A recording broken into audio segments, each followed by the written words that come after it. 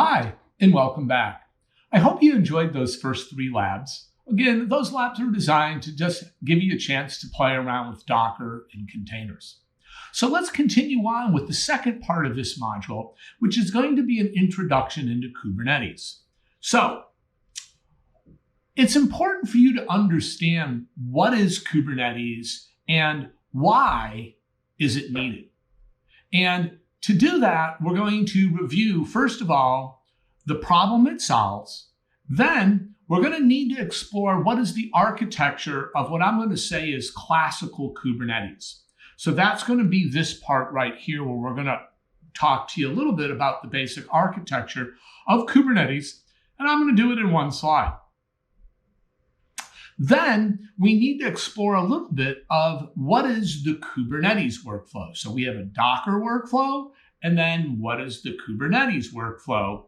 And this is going to be the main focus of what's going to be happening inside our Kubernetes infrastructure that we're standing up for our developers to consume, as well as a new runtime platform for us to be able to run our containerized workloads. So we just went through using Docker. So why do we need Kubernetes? Well, if we look at the slide here, it talks about Docker, or any really container runtime image, is great to be able to have containers that are managed on a single container host. What happens when I have, number one, multiple containers? Secondly, running across multiple container hosts, that's going to generate a series of problems. And the best analogy I can give you for this is I want you to think about, I have a bunch of ESX hosts, but no virtual center server. Imagine managing 20 ESX hosts and you're doing them individually on each of those 20 ESX hosts. First of all, you don't get any of the cool features that vSphere gives us, things like DRS, HA, vMotion. That's what Kubernetes is like. So if I had to draw an analogy, vCenter Server is to your ESX host like Kubernetes is for your container runtime platforms. Okay, so that analogy hopefully helps you understand why we need Kubernetes. What Kubernetes is providing for us is giving us the ability to manage a large number of containers. It's giving us the ability to restart a failed container.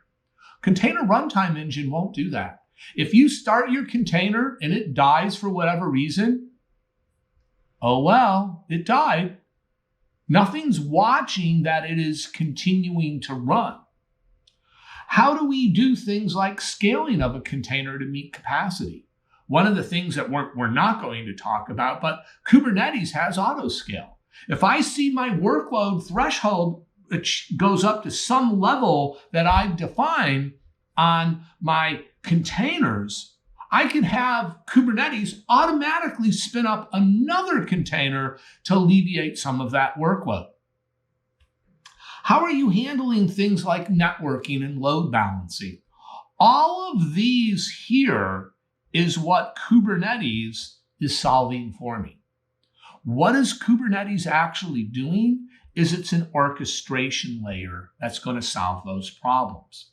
Now, a major piece that you need to understand about Kubernetes is it's a declarative state.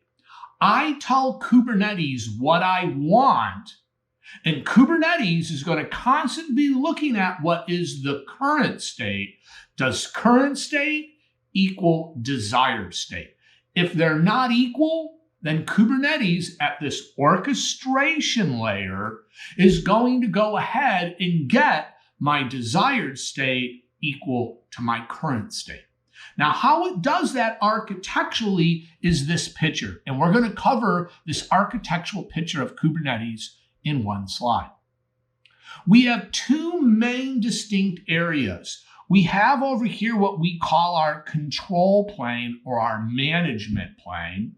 Also, it used to be known as our master nodes. Over here to our worker nodes over here. And you notice here we're only showing you 3. Over on my control plane in a production deployment, I would always have 3.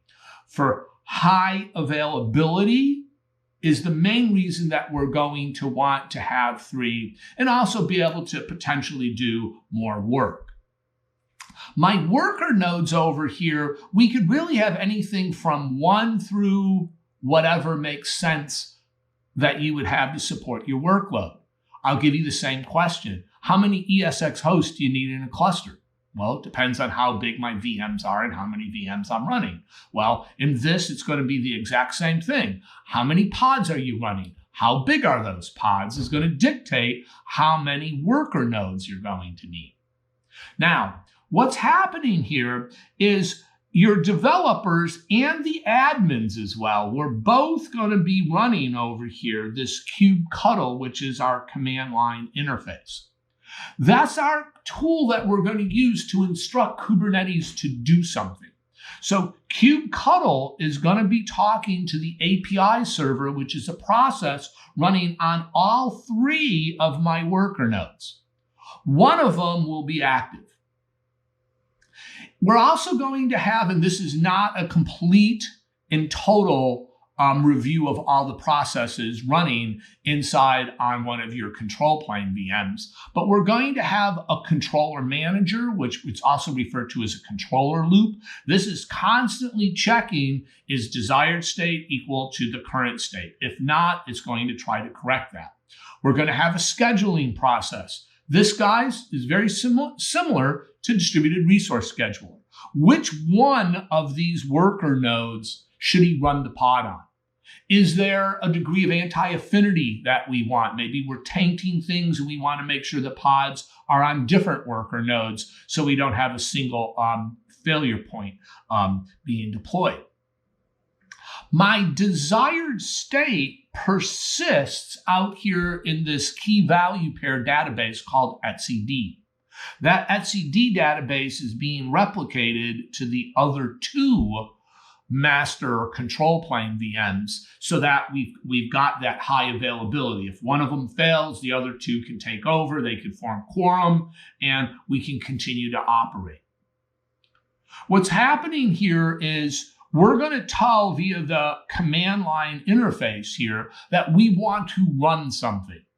That is going to be sent to the API server, which is first going to persist it to the etcd database, which will then end up talking to the scheduler to determine which one of these nodes do we want to run it on. The API server is going to be talking to kubelit. Kubelit's going to go ahead and construct a pod. That pod is where the container runtime engine is actually going to end up running our container in. He's going to get the container from our corporate image registry. So again, I want to encourage you guys for more details on Kubernetes. We've got the Kube Academy, which you could search that off of the VMware website. Free training on Kubernetes. This module, this lesson that we're talking about, is not a complete review of everything you need to know in Kubernetes. It's just the very, very minimal basics. So, how do we instruct Kubernetes to do something? Is simply going to, in the majority, is going to be done via a series of these things called manifest files. Manifest files are constructed in the YAML format. We're going to be declaring what we want, and the what we want is represented by a series of these things called primitives. These requested primitives is what we're going to review right now very quickly. The first and simplest one is this construct called a pod. Now, what you're seeing over on the right-hand side here is one, this is a YAML file. That is the syntax that this file is in. It's very case sensitive and format sensitive when you're writing this file. So I would suggest you get some type of visual editor that understands YAML that can do syntax validation for you. One that I would recommend is VS Code. Guys, it's free, and there's tons of free training available for you to use VS Code. This particular primitive that we're using here is a pod manifest file. I am saying that I'm going to call this pod, the name here, Nginx demo, and then below here is the specification of where he's going to get that container image. So we're saying that the container is going to be called Nginx. We're going to use this particular image, and we're declaring that it's going to be listening on port 80. Now, that manifest file, if I applied this manifest file to my control plane API server, it would result in a pod getting created. So out here are my worker nodes. That manifest file just produced this pod, which is running this container inside of that pod. Now, normally we're going to be running one container in a pod, but there's cases where you might be running multiple. The next most common one is 2 containers in a pod. This would typically be my application, and then over here is some type of sidecar, or maybe it's a logging container that's running. So as my app is doing things, it might be logging certain aspects about what's happening. Maybe there's an error or a warning that's occurring.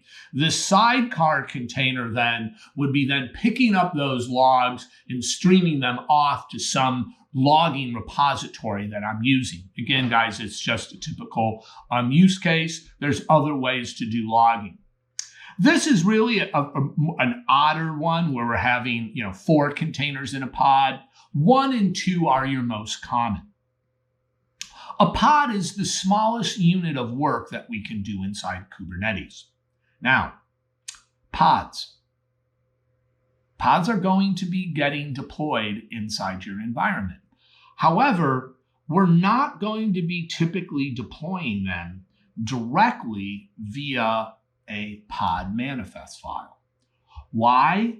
Well, we want a higher degree of automation. A lot of Kubernetes is about orchestration and automation. The problem with a pod is if something goes wrong and my pod is no longer running, Kubernetes is not going to be having a controller loop that's saying, this pod, I'm supposed to have one of it. I don't have one of it. Deploy another one. In order to achieve automation, Kubernetes has this thing called a replica set. And this is the smallest when it comes to pods that we can use to give us some degree of automation. So the replica set declares how the functionality of a pod is made, 1, scalable, and 2, how it's made resilient through redundancy. What we're doing here is we're creating a replica count. So what it's creating for me is I'm saying, listen, I want this number of the exact same pod getting deployed. So we're going to call this replica set in Kubernetes. We're going to call this particular replica set Nginx replica demo. So if I applied this manifest file, what it's going to look like is this. So Kubernetes is now watching this replica set and making sure that we always have 2 of them because that's what we deployed. If one of these died, Kubernetes via that controller loop would say, desired state is 2, current state is 1, not equal. He's going to go ahead and redeploy that pod back inside here. So desired equals our current state. So we've been going at this for about 12, 13 minutes now. Why don't we go ahead here? Let's take a break. I'll let you go ahead and stretch your legs. And why don't we come on back and we'll pick up at our next section here where we're going to talk about deployments. So I'll see you back in a few minutes. Thanks.